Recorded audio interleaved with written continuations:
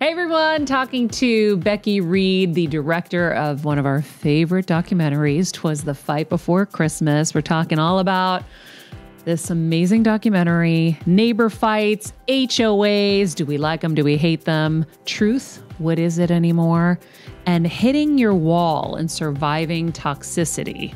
Becky, did I leave anything out? No, I think we always like to mention the camel in this doc, which was like one of the main pulls for it. The camel! Oh my God, I forgot to talk about the camel! A freaking camel showed up at this Christmas event. Guys, this guy did not hold back.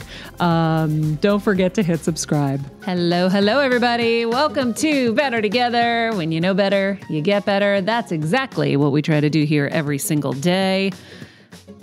Every single day. Our quote of the day: you learn a lot about people when they don't get what they want. Ooh, great quote for today. Right? You learn a lot about people when they don't get what they want. Mindfullife.com. Thank you, mindfullife.com, for that quote. Welcome back, Heal Squad. We're so excited today. We're going to be chatting with producer and director Becky Read, all the way from across the pond.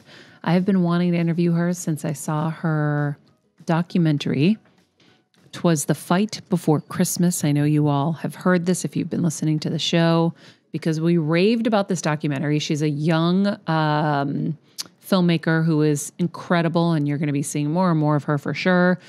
It was her first feature as a director, and I was like, we need to have her on the show. She's amazing. So you spot talent, you got to bring it on.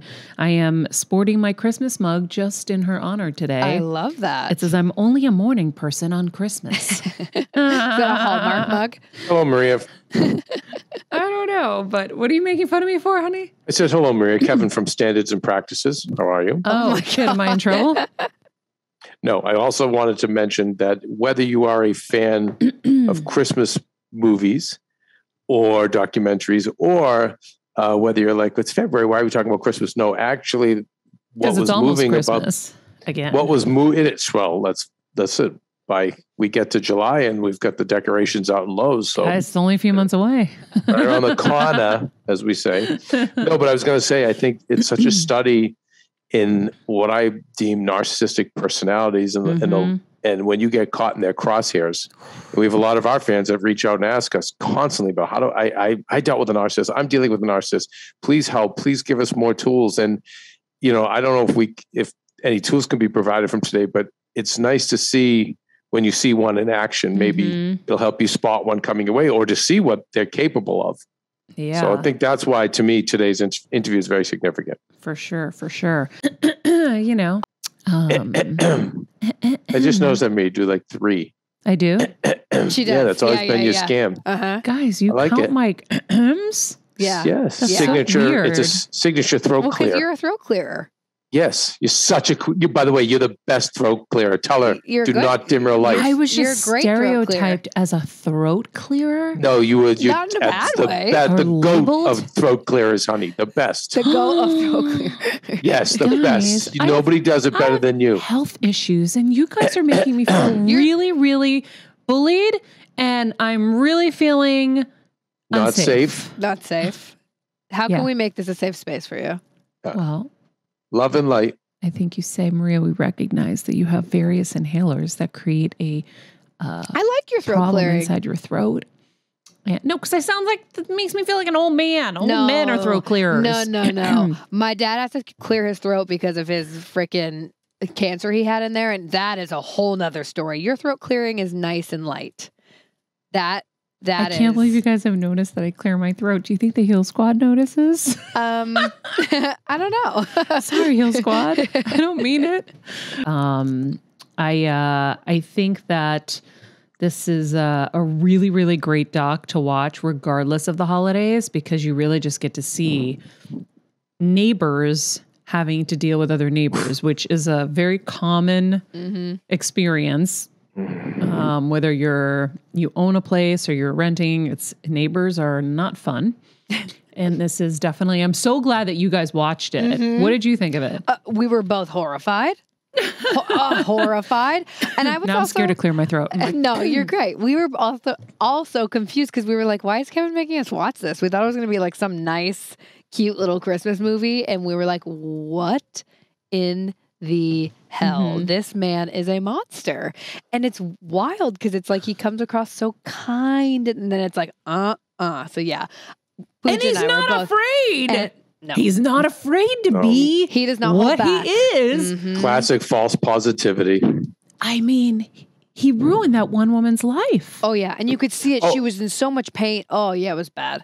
And by the way, Kelsey, when they say toxic positivity and there's a definition for it that I don't agree to or subscribe to. That's right. I remember that. Which is just, it's everyone being too positive. No, this to me is toxic positivity. Yes. This is someone who's coming out very positive, but there's so much darkness behind him. And again, we're really judging this.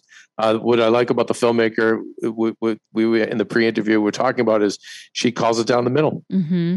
Yeah. She was like, no, but sees both sides. And Pooja, what did you think? I felt so bad for that woman because like you can see it like in her face, like in her eyes. And me and Kelsey were both, she was like, just like done. Like she did not know what to do. Like she was just like, she was like at a loss of words. She was like, this man ruined my life. And me and Kelsey both looked at each other and we're like, we feel like what she's going through and it's not even happening to us. Like it's through the screen, which is why I think also this film is so powerful. Like you really feel those emotions and Becky does a great job of like pulling that out of them. So I'm excited to hear more about it. But yeah, it was just like heartbreaking because like it obviously he's a monster and like he's terrible. But I was like these people, like he's actually ruining people's lives. Like but to some he wasn't a monster. Yeah, which to some he was the hero. Yeah, which is also very interesting. So. Which is a very it's kind of a good depiction of the times we're living in. It's like who's right? Who is right? It's so hard, right? Yeah. So anyway, let's jump into this. Becky Read is a producer and director, hails from London, England. Becky's been nominated for a BAFTA, an Emmy, and a PGA award in her 12-year career, has worked on subject matters ranging from the news of the world, phone hacking scandal, to the kidnapping and the murder of American journalist Jim Foley. Twas the Fight Before Christmas is her first feature as a director. Becky, I am so excited to talk to you today. I have been dying to talk to you since the second I saw this movie.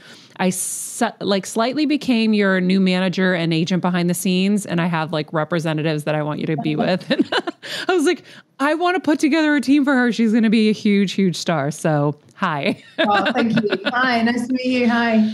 Nice to meet you. I was telling everybody, you don't have to watch this at Christmas time. It's really kind of not the point. That's really just the starting of all of this, but it's so much more than that. And we've all had our issues with neighbors in life. So, and I'm using my Christmas mug today for you. Love it. Thank you. So, tell everybody a little bit about what drew you to the story. How did you first hear about Jeremy?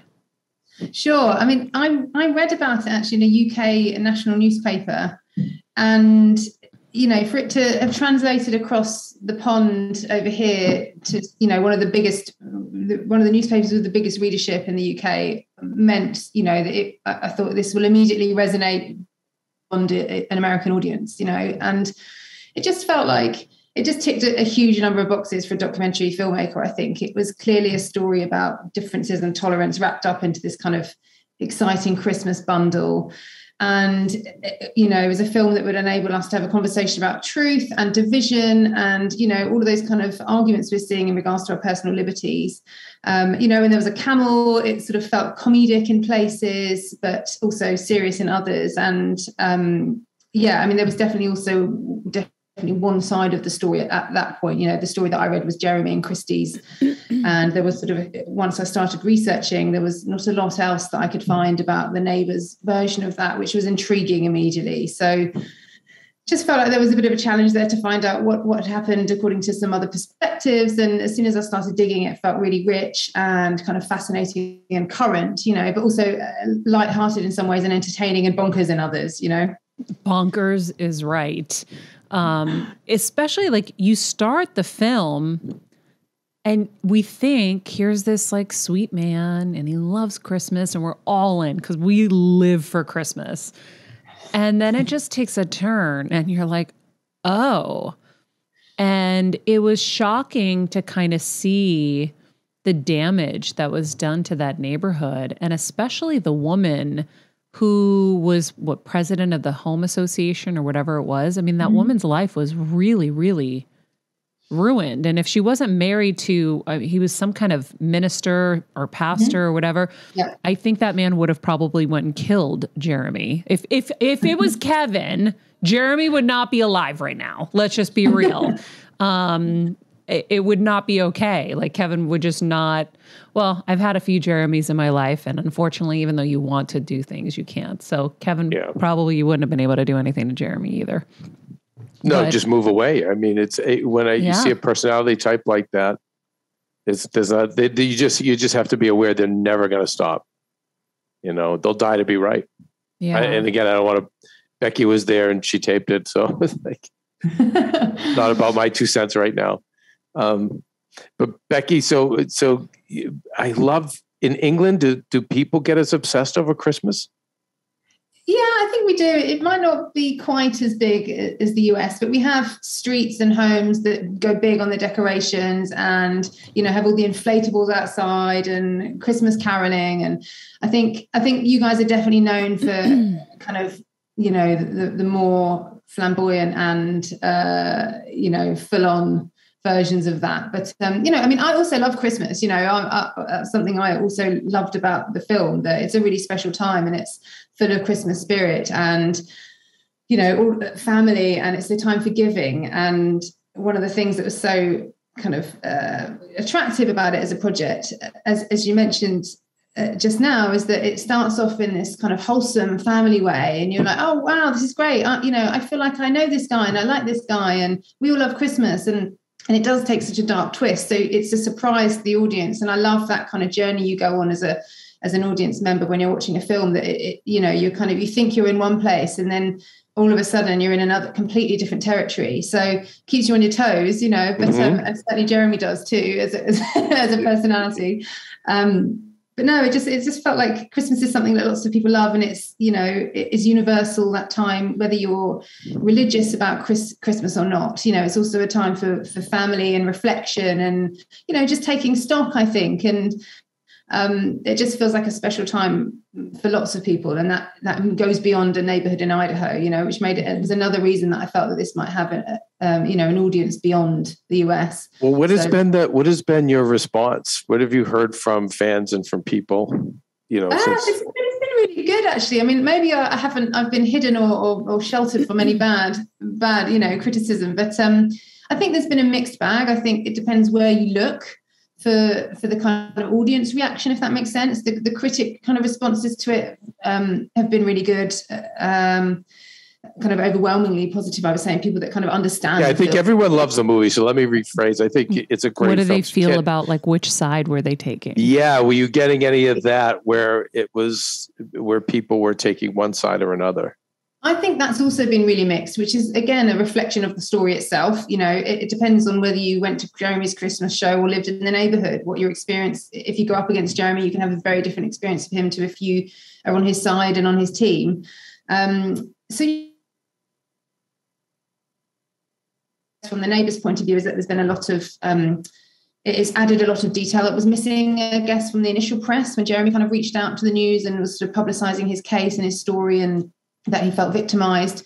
So I hope that it's added some detail that was missing and some other perspectives.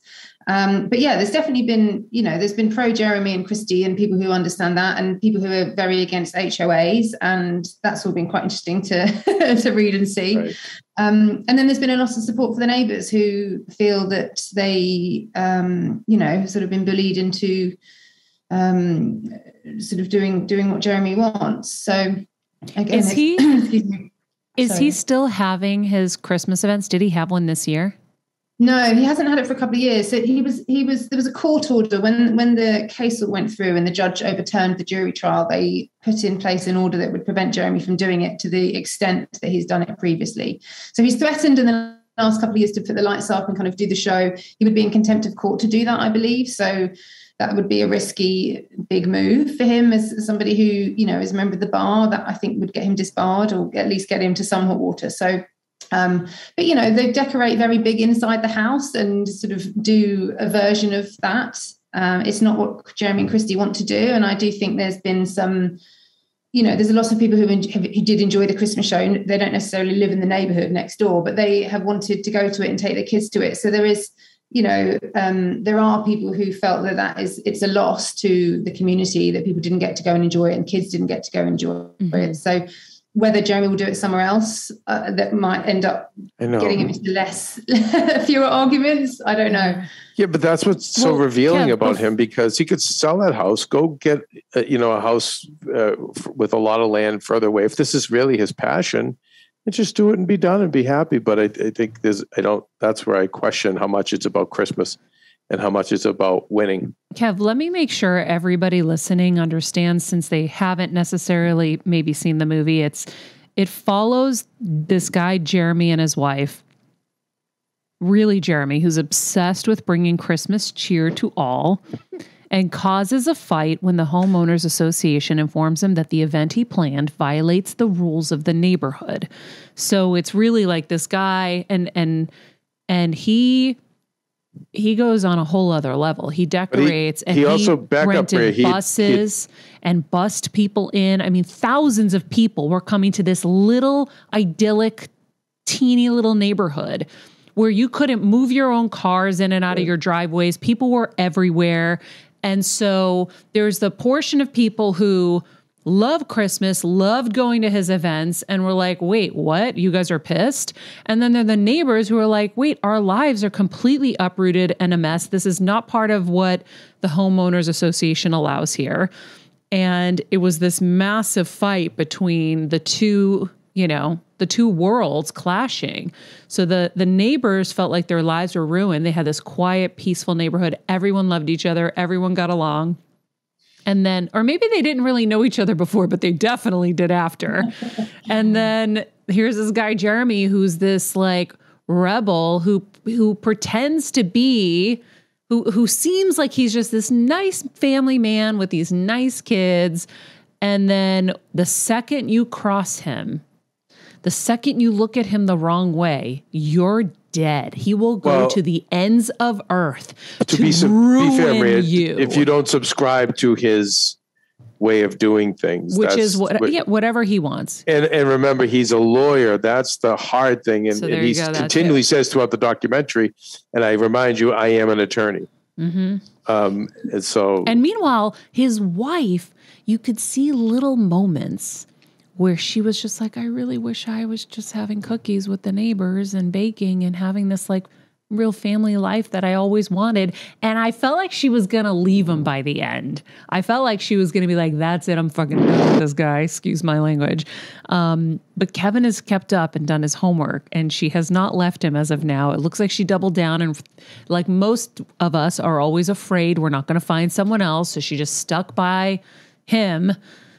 That's or maybe we don't know that. That's what it feels like. Becky, what's the inside?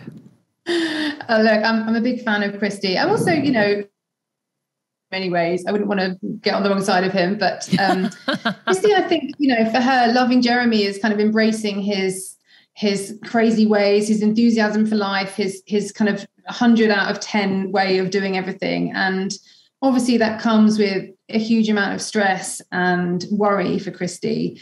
But I think, ultimately, like most kind of partners, you defend your family. And I think part of what was so interesting about the film was that you had these two different sides where, Jeremy and Christy felt very hurt and angry about the way it all happened. Maybe the way Jeremy handled it isn't how we would all do it, and certainly escalated everything. But I think there was genuine upset at the good intentions, I think, of this Christmas show going very, very badly wrong. And Christy, I'm sure, would have handled it differently to Jeremy, but he is a handful for sure. Yeah. So they parties on one side, Jeremy goes on the warpath, but, the neighbours in their turn felt threatened and alienated. So, I think Christy probably knows Jeremy, definitely knows Jeremy, obviously, in a much more complex and deeper way than we all do.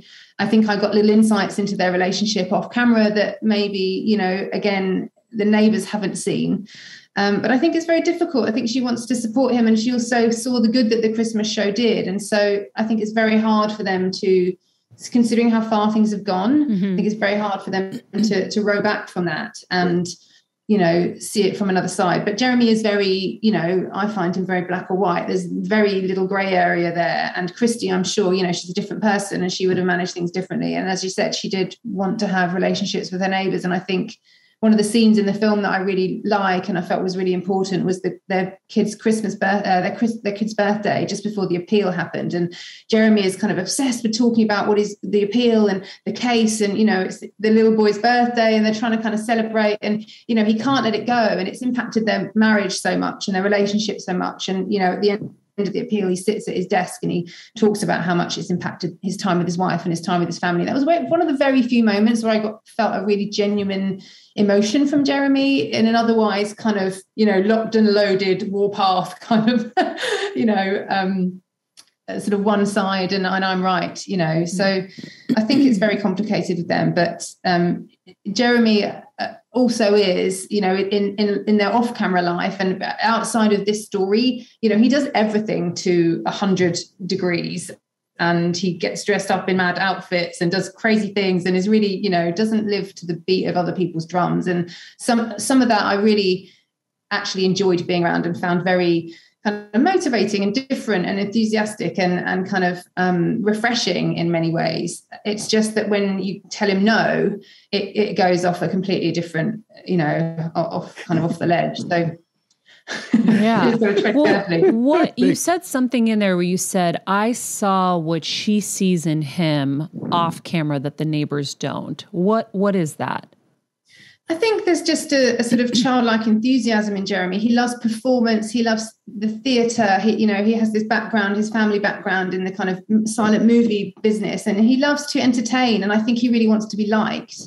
And that kind of enthusiasm and sort of desire to please and bring fun, he brings that to his family, and this Christmas show is one aspect of that, of course, but there are lots of other examples. And we had an early cut of the film where we had a whole bunch of those examples, and we just had to, when we really had to get tough with the decisions about the edit, some of that, came out. But the scene at the beginning where they're looking for their Christmas tree, I felt really summed up their relationship and Christy trying to manage the big ambition of Jeremy wanting this tree that's too big for their living room.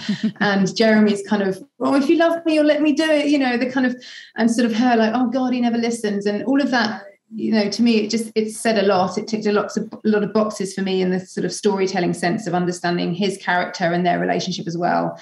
But yeah, there's definitely a version of Jeremy that Christy gets to see and enjoy, that is why she loves him and why they're together. And I think some of the fun that he brings to the kids is something quite special and unique. Whether you want to live next door is another question. Yeah. How many times did she roll her eyes behind his back when you guys were filming?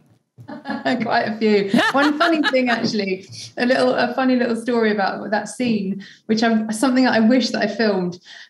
So it was early days with Jeremy, and he would always be like obsessed with, the car's dirty. Can I wash the car before we film? Or can I finish doing the flooring? Or can I cut the trees before you film inside the house? And, he's such a perfectionist. He wants everything to be perfect. And he's really controlling about how everything looks and worried about kind of how things look. And beyond how I was, as the director of the film, I could see that what we would film. And he, when we went and got the tree, we finished filming and he drove home, and he really wanted to wash the car before we filmed the car. He didn't want the car to look dirty on camera. And I was like, if we're not going to notice the car, it doesn't matter. And he just wouldn't stop going on and on and on about it. And I was like, Jeremy, we haven't got time, and everything would go miles out of schedule. And I'd always be my producer would be like, we're late. And so on the way back, he tied the tree to the top of the car. We cut the cameras, and then we met them at home and we filmed them taking the tree inside the house. And he said he'd gone from the Christmas tree farm and he had taken the car through the car wash with the tree on it.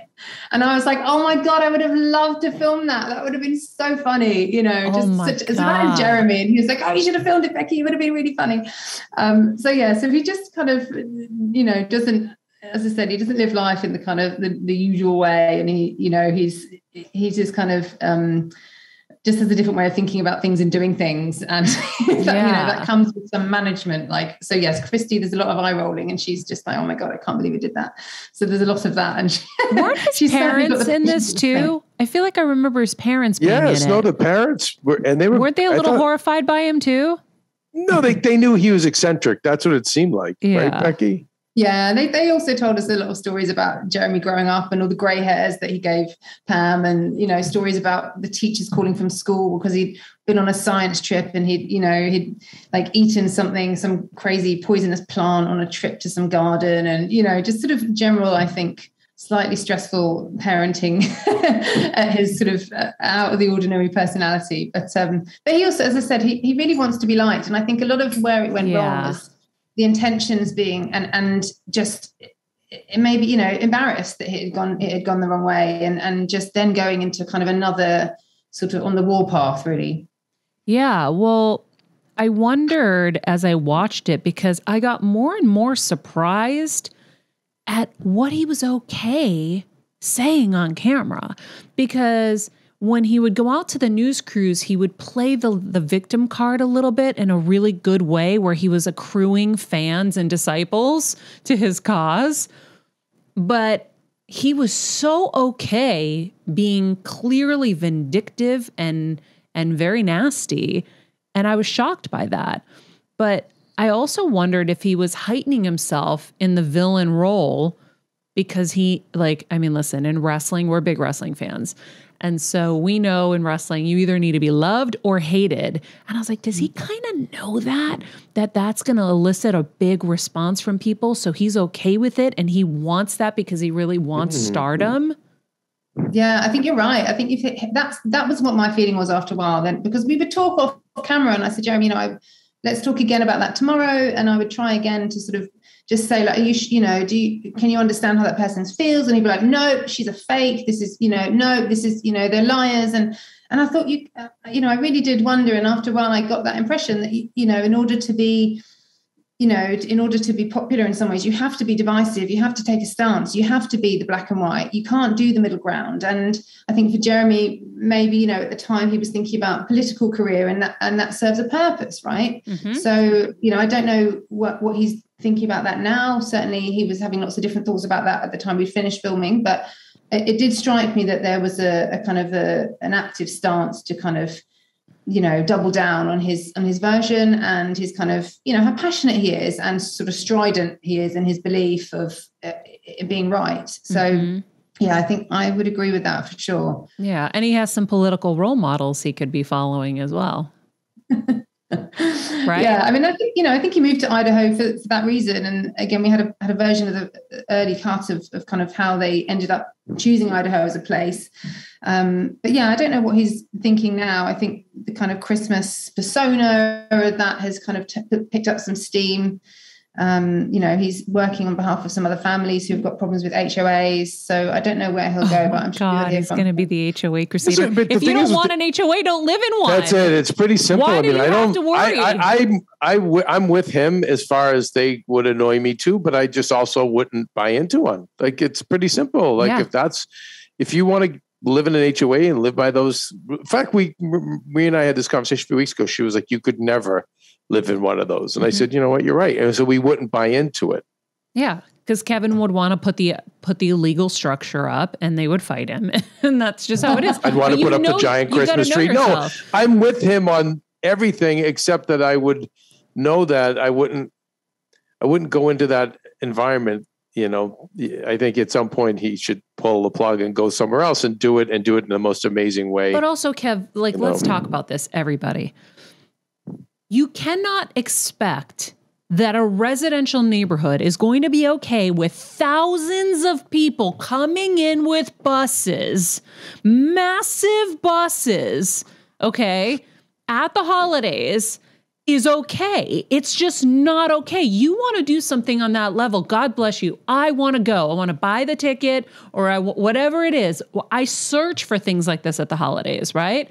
But not in a neighborhood where you're going to totally ruin everyone's life. Go buy a building or rent a building for Christmas time. You spends plenty of money doing his thing. Well, wait, there's neighborhoods, Maria, that are far, houses far away. It's Idaho. It's nothing but land there.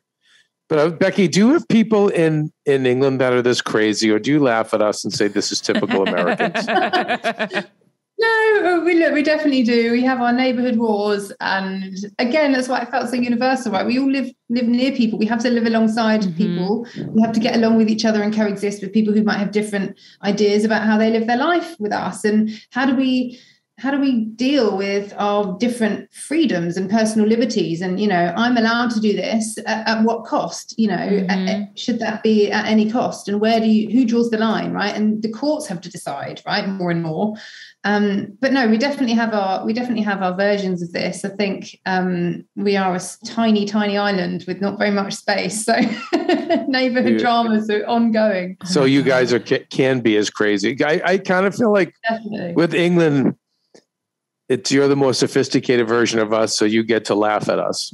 When I think maybe we like to think that it's not true. Okay, hilarious. Well, that's refreshing to hear, because it's just we can be so embarrassing. I will say, I wonder, does he seems like the kind of guy who probably texts you nonstop about like a part 2 and his new ideas for another doc. Yes, he's definitely an ideas man, and there's a lot of enthusiasm for a series version of this story, which I'm sure will be ongoing. And like Jeremy, he does sort of create drama, and Christy says in the film, like, he'll never live a boring life, and he won't, and there will always be some story. There's always something. All the time we were filming, we would have this shoot planned, within an inch every hour was planned, and we'd get there, and Jeremy would have like driven to California to buy a grand piano, because it was a piano he had from his childhood, and he managed to find it on eBay, and he's driven to California from Idaho to pick it up like the day of the shoot, and I'm like, oh God, like, see, these are the things I love about him. I love that about him. Like, again, it's like Becky's I didn't. I wanted to. I love that. Can you imagine? He needs his own assistant director to keep him on track. He needed a whole team to just corral. But this is the part of him that I do love and admire, and I can see all of it. No, really, Maria, everything with the Christmas. It's funny. I'm just going to say this: if he's listening, I don't think people can sit through another version of that because it's really painful to watch. Yeah. And when you see the neighbors' lives, when you kind of see that they are, they're not as eccentric as him. Their lives are much more 9 to 5. And to see the horror on their faces, you could see how their health was deteriorating. Like, I wouldn't want to sit through that again. And they made some bad moves too, but it's understable under the circumstances. Yes. They weren't total angels either, by the way. They were not. No, they were not.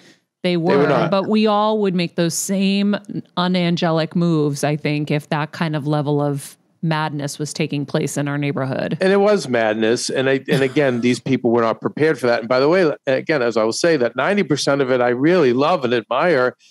I think I'm just going to pitch this to you and to him. The only way a sequel to me works is if he actually honors the true spirit of Christmas and there's some kind of journey to reconciliation. That would work. But but we wouldn't buy it from him because we know he's extreme. Well, you don't know that. He's just going to do it for the camera. You don't know that. This guy to me is mystery meat. I think there's don't put anything by this guy. But we actually had our producers watch the show and they were curious as to why. But I said, I think there's going to be more of this out there. There's going to be more of these wars that are just heightened and people who are they'll die to be right. Yeah. Well, neighbor wars have always been around, but I think just the level of extremism that we're seeing, this movie really captured kind of where we are at as a world right now, right? It's like, as a journalist, I was saying soon after COVID, I go, I'm a journalist and I don't know what truth is anymore. I don't know what truth is because if you say, this medicine is 100% safe, you got the other side saying it's not safe. And here's all my proof why it's not safe. And then you've got doctors over here and doctors over here and presidents over here and presidents over there. You got no way to tell what's real anymore because everyone is so extreme about their side. And you're just kind of like, well, what's the truth anymore? I'm so confused. Yeah. And also, it was so interesting that we all have different versions of events and subjective realities, right? And to Jeremy, this was like a wonderful, lovely Christmas charity event, and to the neighbours, this was a complete nightmare. And both of those truths exist, right? And to me, it was so interesting to kind of play on those and go between the different experiences of this and unpack it all. And it also, we can be an honest person and an unreliable witness. What you think you saw at that moment isn't what someone else saw at that moment. And so, good line. Again, it's just a kind of fascinating thing to unpack and to work with, again, as a filmmaker, of like, okay, how do we tell this story when these stories completely compete with each other? Like, was there traffic or was there no traffic? Like, was it loud or was it not loud? Like, it just lent itself to some really kind of universal, kind of almost everyday things, right? But through the lens of the prism of this kind of quite extravagant, tiny neighborhood sort of war that, and it evolved, your sympathies and who you sided with and who you believed and who you kind of felt for changed as the film went on. And that reflected my experience on the ground. I all the time was like, okay, well, maybe you could have gone to the Christmas show and you would have liked it. And was it that bad? Or, and Jeremy with the buses, which was such a nightmare for everyone, I think he felt he was being useful getting buses. I think he thought that was a problem-solving thing and that would have helped. And actually you don't think that he knew exactly what that was going to do to those neighbors? No, I think he was so spiteful.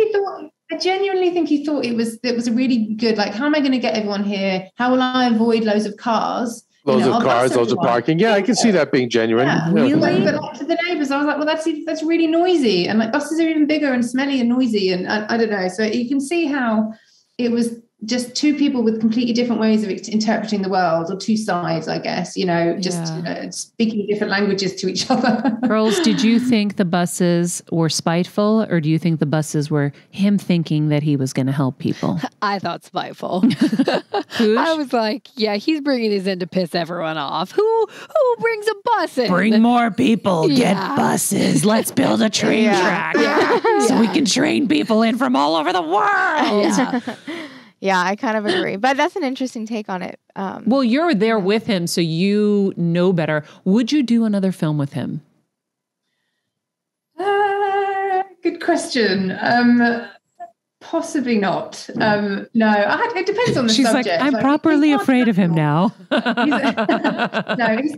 definitely a handful. But I think, you develop a working relationship with people as well. And like I said, there's so much time off camera that you spend with people and things that aren't connected to the, sometimes I would try, we would be there and I was like, let's just not talk about the filming or the Christmas show or, and then we'd have really interesting, normal conversations about, loads of things. I mean, Jeremy's really smart. He's very well educated. He's got lots of views on the world and it was kind of interesting and, meaningful in lots of ways to kind of understand Jeremy's worldview.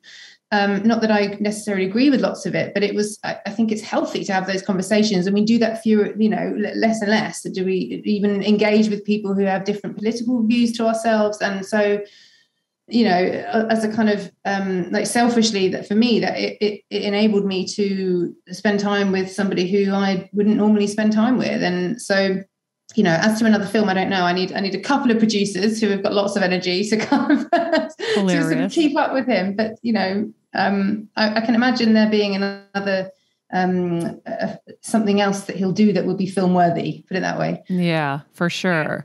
Well, you did say at one point, I don't want to. I think it was something like at the beginning of this. I don't want to piss him off, or I don't want to. I'm afraid of him too, or something. Where I can see that you are. I don't think there isn't anybody. Kevin, before we started the interview, goes, be careful. He's very vindictive. And I'm like, what am I going to say that hasn't been already said about the man? So, yeah. By the way, I'll also say it for all the things going to get his childhood piano. I'm the guy's biggest fan. Oh my God. I just want to move this thing off campus, make it as big and amazing and just blow the whole country away with it. But not in an HOA where you came in there, there's rules. And I'm a live and let live guy, even to that degree where it's like, if you want an HOA, then okay, live and let live. But if you don't want that, then I think you, as a neighbor, and you want to live somewhere else, you should have freedom. But anyway. So Becky, I don't know, I'm becoming a bigger fan of him the more I talk to you, Becky. Becky, on a scale of 1 to 10, how scared of him are you? No, I'm not scared of him. I wouldn't want to be. I don't want to get into, any sort of litigation with him just because of the stress of it. And I think part of the kind of thing that was so interesting about the film is that, like, what did this get anyone? Where does it get anybody? Jeremy or his neighbours, we have a responsibility towards each other. But no, I'm not scared of him at all. He's just, I think we've developed a way of like handling each other where I've kind of I'm able to be firm and be like, Jeremy, you need to stop now. We've got to go. Or over kind of 2.5 years of speaking to Jeremy a lot, we kind of found a way to kind of to work together. Yeah. But did you know what you were getting into? I haven't been on the other side, so. Did you know what you were getting into with him right from go? Or no, did you not discover at all. it? Absolutely not at all. But my first phone call with him was about 3 hours long, and I probably said about 5 things. So I think it was. He's definitely got the energy of yes, a Duracell bunny. Wow. So you are obviously extremely talented, and have been nominated for BAFTA and Emmy, PGA Award. What is next for you? Are you coming to LA ever? Yes, I'm sure I will be back. We're in and out, actually. But I'm just about to start a new film with CNN, which is about sort of loosely kind of about wellness fraud in that kind of space, which is a very different type of film. It's not, there's no comedy to it. It's super serious. There's an ongoing trial at the moment connected to the story, and some quite high stakes in regards to, people's personal stories. So it's a kind of medical ethics, wellness, fraud, human interest doc. Wow. Which will be ready in about a year, I would think. So it's a lot of work, and you live for the research end of it, which I think is so cool. Yeah, I mean, it's fascinating, isn't it? You get to you find a story that you think will resonate with people or is important to tell or has some value in some way. And you get to go and kind of explore it. I mean, it's a huge privilege, and you get to meet all kinds of people that you would never meet, and politicians and celebs, but just everyday people that live lives that are just the same as mine, and have had something really extraordinary happen to them, and lived to tell that tale, and trust you enough to sit down and tell you it. So that's quite an incredible thing to be able to do as a career. So I feel very lucky all the time, and it's endlessly fascinating and different. It never ceases to amaze me, like what happens to people in the real world. And people always say to me, would you go and make dramas? Do you want to do narrative movies? But at the moment, for me, I really feel like if somebody's got an extraordinary story, then they want to, and you can get them to sit down and tell you it, then why would you want to make up a script when they can tell you that? I don't know, that to me is kind of a remarkable thing to be able to do. So yeah, and like I said, crazy things happen to people all the time. It's you can't make it up, some of it, I know. And is this a subject you're passionate about, or did they contact you, Becky? This new film? Yes. No, it was a story that my company, I'm working at a company called Dorothy Street Pictures, that they had in development. So one of my colleagues who work in the development team there had come across it. And I'm definitely interested in the sort of wellness space and the kind of the sort of pseudoscience and the kind of I think you talked a little bit about it earlier, like what's truth, and people kind of seeking their own medical truth, whether that's and what's real. And so that to me again sort of sits under a very current is what's going on at the moment in the world. But the stories of the people that we're going to tell in this film are incredibly sort of disturbing and sad and important, and there's a sort of current present day sort of urgency to telling this. So I'm super passionate about it, and I'm really interested in the way it intersects with what's going on today in society, and how we're all kind of vulnerable to and part of enabling the kind of wellness sort of movement and what it really means, all of that. So it's funny how the universe works, Becky, because this show is not a Christmas show, nor is a filmmaking show, nor is it. This is our Better Together. If I were to say it's one thing mainly, it's a wellness show. So that's why this is so kismet. And Maria is always talking about this subject that you're scraping on, but with Maria's brain tumor, her mother's brain tumor, us doing Eastern and Western practices, and Maria having experts and healers and wellness people on this show every week. I know, Maria, that this is probably a subject I know that, I know is very near and dear to your heart as well. Yeah. That's why I try so hard to curate carefully as well. Yeah. But if it can be hijacked, right? So there's a legitimate space for it. And then how at the moment, there's a way that illegitimate people can operate in it, and what, the danger and the damage that can cause. So no, it's super interesting and super current. And I think we're all very susceptible to it. And, if you're 15 on Instagram or, 20 on Instagram and looking at some alternative therapy, like how do you know what's real and what isn't? It's super fascinating. So yeah, I'm excited for the new venture, but I've had a good break, which I needed. I'm sure. Yeah. I can see that. If we can be helpful in any way, let me know. I'd love to. Thank you. And I agree with the excitement that comes with telling those stories. It's so funny, having been a journalist in kind of every area at this point. Telling those human interest stories, whether it was through nightly news or the Today Show, were always my favorite, because I traveled all over the world and I got to interview different people from different walks of life and had different stories. And that was my happiest kind of times and my most fun times, because, interviewing celebrities is great too and all of that. But there's something about getting to hear from everyday people all over the world, having to go through whatever they're going through. That's really fascinating and fulfilling. Yeah. And it keeps your feet on the ground too, right? I mean, Yes. it gives you a perspective to kind of remember, and keep yourself in check. And I don't know, it's just, it keeps your eyes open to the different paths that we all tread. And that, I think, is very helpful. Yeah.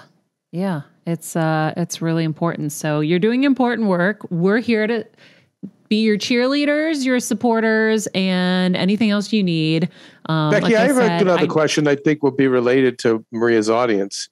Is, you're dealing with this person that, there's definitely a toxic side to him, but even not, he's just a lot. He's a lot in the subject. Now you're moving on to something else, which is going to be very heavy as well. So how do you manage that in your personal life, where you, as a filmmaker, you're sensitive, but most people, I think, today are more sensitive and empathetic than we think. You're picking up all that, you're absorbing all of that energy, that intensity, right? Like, how do you manage that? And does it affect you? Wine? I love it. I was like, is she saying crying or wine? I think she said wine. We go to the pub here. No, I'm joking. It is hard. You do have to have really solid boundaries. And that's something I've learned over a long period of time in this role. And I haven't always been able to do that. I've definitely had a point where I sort of hit a wall career-wise, and other things going on in your life as well. And you realize that you've just absorbed and sponged other people's grief or, stories that are often very difficult in documentaries. It's actually quite rare.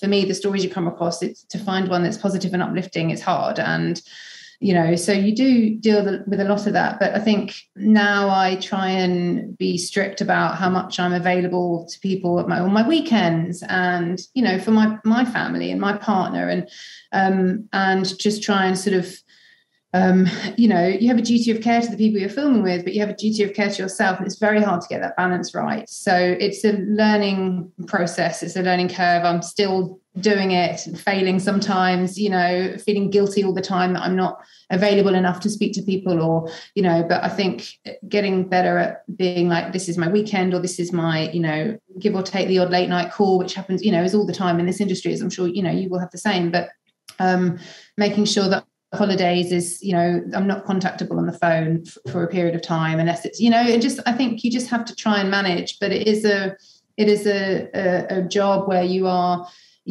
people are letting you into their lives and telling you things that are incredibly intimate and difficult, and sometimes the worst experience they've had in their life. And so you do, I think, need to be there for them, to a certain extent. And that is just part and parcel of it. But I think at the moment for me, what was so great about the Christmas film is that so much of it was it was refreshing. It was different, you know. And so I think having an eye now on the types of stories you do, and okay, these ones were super heavy, and actually next time I'm going to try something that's lighter. Or, you know, you spend 6 months in development looking for stories and doing research and being less kind of deeply involved in something. And so that helps, I think, keep a bit of you for you, you know, and keep a bit of your well-being and yourself protected. But yeah, it's really hard. And, you know, I don't know the right answer to that yet. I think it will always, you know, be ongoing. That's like Joe Berlinger, honey, when we were talking to him about our doc, and he was like, oh my God, I need this. He's like, I need something light. I've been doing serial killer docs forever. Yeah. So yeah, he's I think everyone can relate to that, because I think people in their day jobs, this is a documentary, but people in their day jobs are in proximity to either really heavy situations or heavy people. And I think it's an important question. And then as far as you said something about a career lull, I think a lot of people with the pandemic are feeling that as well. You said you hit a wall. A wall, right? So do you have any advice on getting through that wall? Well, I mean, I was very lucky in that at the time I'd saved a bit of money to buy my first house. So I had a pot of savings that I ideally didn't want to use, you know, for anything other than buying my house. But I took some time off. I dipped into that to survive for a bit. I took very low stress, low pressure jobs for like 2 weeks at a time. Because as a freelancer, you could do, you know, a couple of weeks research on a story for somebody, but not be so involved in the really stressful, difficult stuff. And then I tried to do, you know, I got a great book called The Artist's Way, which I read, and I did my morning pages, which cleared my head every morning. And then I tried to do one thing a day that was good for me.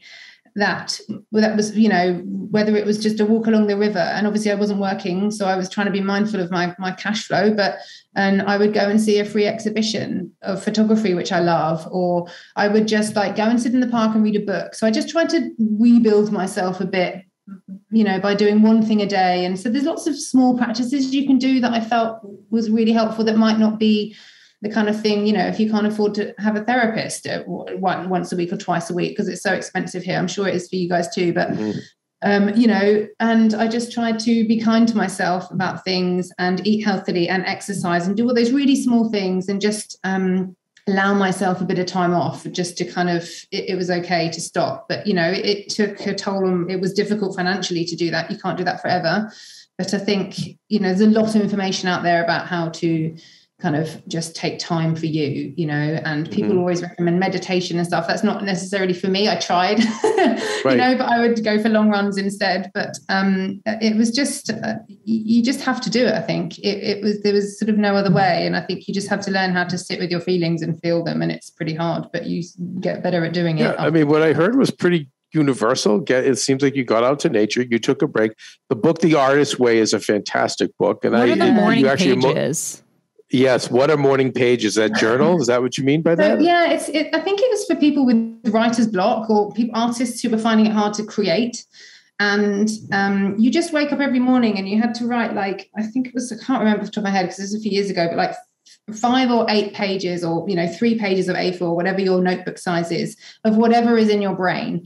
And that could be the same line over and over again. It could be the dream you had. It could be the jobs you've got to do. It could be the argument you had with a friend 10 years ago. It just, whatever noise is in your brain, as soon as you wake up, you just dump it down onto your 5 pages, and then you close that and you never look at it ever again. So it's not a diary. It's just a brain dump of whatever noise is in your brain. And it's supposed to kind of over time, like, unlock the sort of blockages that you get so that your creativity can kind of flow again. And I really found that worked. And it wasn't like I was suddenly like, oh my God, I've got the best idea to make a film now. I just got better at kind of, you know, from whatever the sort of wall hitting crisis was that I'd got to. And I've never read them ever again. You know, I've still got the book that I did use. And sometimes it was just nonsense, or, you know, but it just was a practice that you would get up, have your little routine. I'd have my coffee, I'd do my morning pages, and then I'd get up and go about whatever I was doing that day, which sometimes wasn't very much, you know, but it was just that little routine, and it was brilliant. So I love that you, because I would feel the same way. I am the same way. I'm such a, like, I'm really good at saving, and I'm like, I am never touching this money. whatever it is, right? But I love that you realized you had to dip into it for your sanity, because a lot of us, especially as women, we're so scared for our financial security, and we'll allow ourselves to go down with that money in the bank because we need that to be there for our like emotional and mental kind of security too. But in essence, like what you did is you made more money by doing that because you gave yourself the break that you needed to take care of yourself so that you could go make money later. Because if you kept burning yourself out, by trying to like, just white knuckle and hold on to everything, it's not really the healthiest decision in the end. No, but it's not everyone's in that position, and I did feel very lucky. But I also made my life very small, and I relied on friends and family a lot to, and I've got lovely friends who would be like, "Well, Leah, I've got membership to this place, and I get a spare ticket, so you come to that, or don't worry, I'll buy you a drink tonight, or whatever." But I did less. I physically and mentally couldn't do lots anyway. I was really, really burnt out. That's the right word, and I just got used to doing less. And I think if you're a filmmaker, a journalist, or a busy mom, like whatever, you're always doing stuff. There's always stuff to do, and this job itself creates. You go off and involve yourself into other people's problems, and it gives you a very great way of ignoring your own, right? So your personal life can be complete chaos. Yeah. You're busy making great films about other stuff, other people's chaos or whatever other stories. And so you don't have to look at your own. And so it really, it definitely was a really interesting period that wasn't necessarily good at the time, but became really valuable, just to take a time out. But you're right, you just keep going and you keep going, and you actually realize you're just sort of slowly drowning.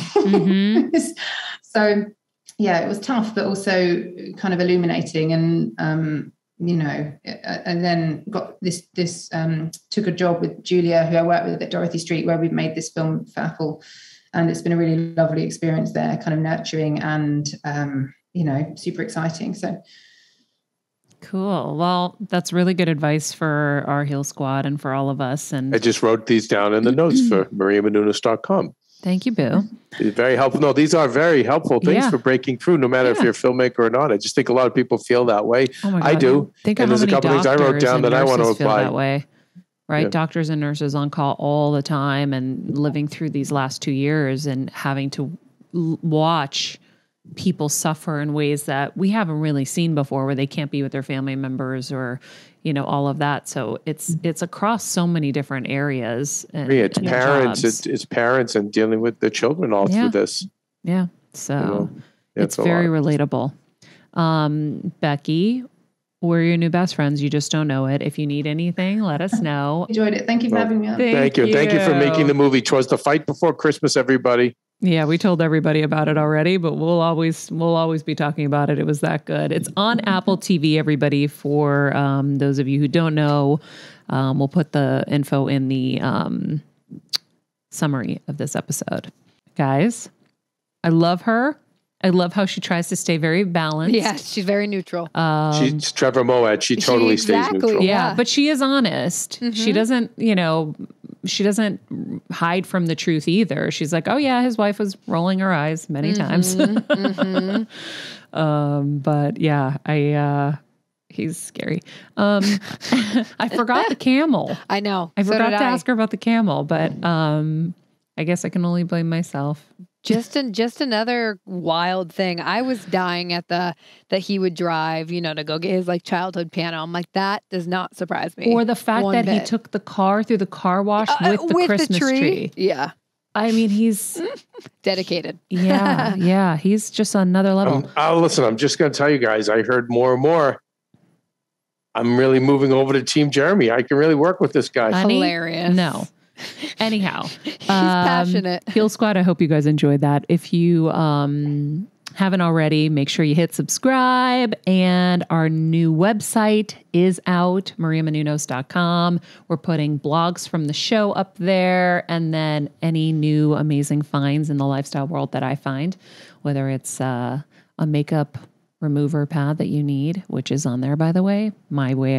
Going back to those blogs, they're more than blogs. There's such great, helpful information. So I I know Pooja has organized them all, and then I was going through them, and just by going through them, so many great lessons, Kelsey, that we got on our shows, to see them in a list form, in a Cliff Note kind of form. So helpful. Oh my goodness. Yeah. I'm so glad that I had to be the one to do the final pass on all of them, because it just, I don't know, it retaught me all the lessons that I had forgotten. Well, we always talk about too, Kev, like I felt the same way reading over them. We get so many tools and we just go on to the next, onto the next, onto the next, that Kev and I would always joke, we put them in our Home Depot and they collect dust. Because all our tools. Our tools. So it's such a nice little, like, as Maria says, zhuzh. You get to pop on there, you get the lesson, you're like, oh my God, yes. Yeah, and print the one that you want, or the two, highlight it, put it on your fridge and on your mirror where you're getting ready in the morning, so you can be reminded of the ones that you really want to hold on to, and then replace them with the next ones. Get those strong in your system, and then go to the next ones. That's what I'm going to be doing. I know, because I forget some stuff too. So anyhow, mariamenounos.com, and we'll also put a link to leave a comment on Apple Podcasts in here, so it's super easy for you guys. We'd love to hear from you, and of course, it helps us so much to get really good reviews for the show. So I will leave it at that. In the meantime, be nice people, make good choices, and be present.